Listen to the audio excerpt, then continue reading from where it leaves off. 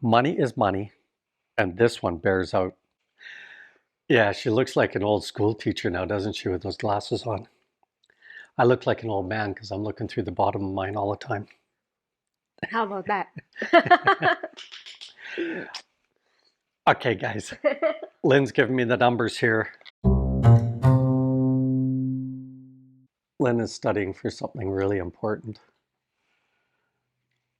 but she's also sliding in her soap operas in between. It's just a short study. Yeah, she's so addicted. Okay, guys, let's get down to the crux of it here. So, running through the AAC, let me throw this at you first. Our wall was 12 square meters. So 450 wide and 270 tall.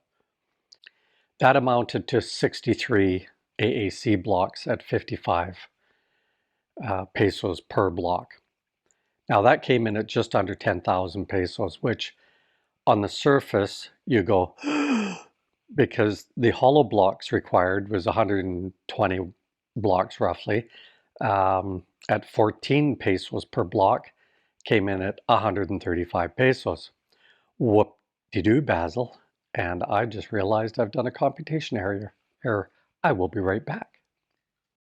The power of technology.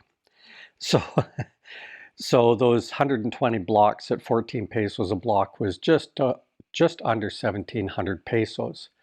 So you compare that 1,700 pesos to the roughly 10,000 pesos of AAC, most would turn around and say, that's unacceptable. I'm not going there. But you got to work with bottom lines, okay? To tackle through this, we had to do a little bit of math on this to change it up a little bit because the CR that's attached to the garage has no electrical involved with it, okay? It did have some water, but that's so easy when it's hollow block to just lay in there beforehand, okay? So it was negligible on time, but on the electrical it was, so we had to factor that. So when we take that into account, it's roughly 1 day to put a wall up. And also I did not include the filling between the tie beam and the AAC, because in the case of the garage, there was no extra work to be done there either. Cocoa lumber roof with a GI sheet, basic. Still don't know what we're going to do with that CR long term. Okay, but let's get into it here. So each of our AAC walls, roughly 5 meters, 450 centimeters, needed 3 rebar into it, okay?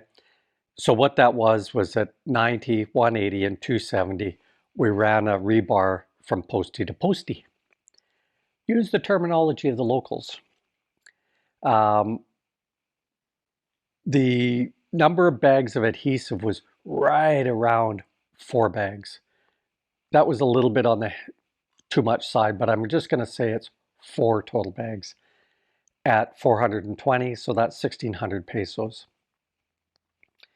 It's 2 guys for 1 day, 1,000 pesos. We pay our masoons 550, and we paid our skilled labor, the guy that was mixing the adhesive, 450. So on the garage, we needed more rebar. So instead of 3, we needed now 12. And I think I'm being a little bit generous on that, guys, because we did ring the washroom as well, so that we could weld the rebar onto it, because there was no posts involved. We did the interlacing with hollow block here.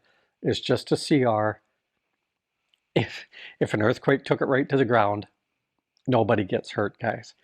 But we needed that CR rush. So I think I'm being generous on the 12, but let's just stick with the 12. The cement was 20 bags. Now we needed the 20 bags to get it to roughly equal to the AAC, because you got to do apples to apples. So we wanted to get it up to a level of the putty layer, okay, or as I call it, the white skim coat. I call it putty layer. Now we needed our river sand. That amounted to 5,000 pesos. And we needed 2 laborers. Oh, sorry, in the river sand, there was also included 1 guy to do all the sifting, because river sand has stone in it as well, and we needed to sift that down. Now, it does have enough stone in it that's just a little bit too large for mortar, but we used a heavier screen on it. So it wasn't like we were doing mortar level, but it was just to make sure that there wasn't any stone in it. Okay, so the next was the labor. Now that took 4.5 days to do that. And that's, again, remember, we got to put a skim coat on the inside, we got to put a skim coat on the outside to get it equal to, or roughly enough that we could do the putty layer. Okay, white skim coat. So the grand total on the AAC, I'll just round these numbers, guys, was 13,000 pesos. Sorry, 130,000 pesos. No, 13,000 pesos. God, not wearing my glasses, guys. But the hollow block project came in at 18,000 pesos. That actually works out to be about 22%. So it's in keeping with what the other fellows have been citing of that 20% savings. Anyway, suffice to say is I think that 20% does bear out, even if we had a super fast, energetic 25-year-old just banging hard on putting that wall in. This doesn't include drying time either, guys. The guys had to walk away. They had to allow drying time. So we had to find other projects. But that was no different than with the AAC, where there were times that we had to pull the guys off, do other work, and then come back to the wall. But we did enough walls there, especially towards the end, when we found our seasoned guy that was going to be the superstar of the group. And his helper was mixing the AAC adhesive spot on. But it took a whole build to get to that point. It was a big challenge. And I've done other videos on this on crew, but I will say this, that now that we are away from the project and we're back in Canada and we've had a chance to breathe, they've just not even at the street level have they been exposed to a lot of this stuff.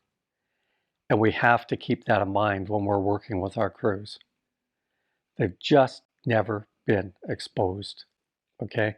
We kind of knew a little bit of that, and that's why we made some commitment to the skilled labor, which turned out not to be so skilled, and our, welder, we committed to giving him some welding time. Fortunately, our electrician became the shining star. And don't be afraid to fluctuate their rates, guys. We did that with our electrician, right, Len? Yeah. And the electrician, he came in, he says, have you got labor work? And we said, yes. So we started him at a labor rate. And when he did electrical work, we paid him the full rate. Yeah, a skilled rate. A skilled rate. And he turned out to be the superstar when it came to the plumbing. So we paid him full rate on the plumbing. And then again, we ebbed and flowed with his rate. So don't be shy when you get to that next stage. If you've got a wonderful guy, somebody that you can, know that he just keeps working, but he's no longer needed for the skilled work that you need. Say to him, look, I don't need a bassoon anymore. I don't need a skilled laborer anymore. But do you want to do this work? But your rate's going to change. I think they take the work. Our electrician did. So if you're building provincial, don't be shy of doing that. So there we go, guys. I think that is a fair representation of AAC.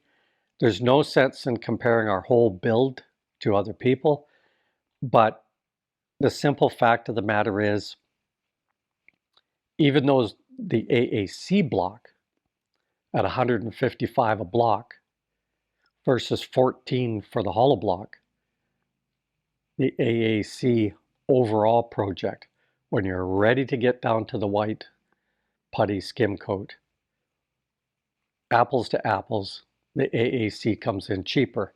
Add on the fact that it is thermally stronger. Add on to the fact, oh, and we filled our hollow block 100% on that garage, guys. So apples to apples, okay? So it's not like a hollow block project where you might cheat and not put a lot of concrete in between. It's not going to hold that rebar all that well, but they do a lot of that stuff.